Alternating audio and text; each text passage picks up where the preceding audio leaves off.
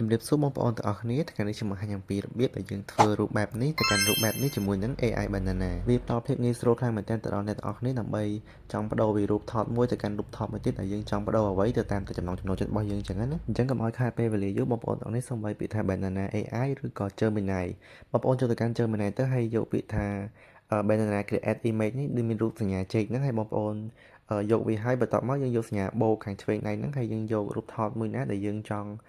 បដូរទៅកាន់អ្វីមួយដែលយើងចង់បដូរអញ្ចឹងណាបន្ទាប់មកយើងយកបានហើយយើងអាចសរសេរជាខ្មែរបានយើងអត់ចាំបាច់សរសេរជាអង់គ្លេសថាត្រូវ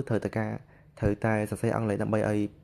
ផ្លាស់ប្ដូរបានទេប៉ុន្តែយើងអាចសរសេរខ្មែរបានដូចគ្នាអញ្ចឹងវា support ខ្មែររបស់យើងដែរអញ្ចឹងនៅពេលដែលយើងបញ្ចូលខ្មែរទៅនៅដែលយើងចង់បដូរដូចឧទាហរណ៍ខ្ញុំដាក់នៅក្នុងវីដេអូហ្នឹងអញ្ចឹងយើងបញ្ចូលខ្មែរហើយវានឹងចាប់ដើម generate ឲ្យយើងដឹងហើយថារូបហ្នឹងវានឹង generate ទៅជាបែបណាអញ្ចឹងបងប្អូនចាំវាប្រហែលជា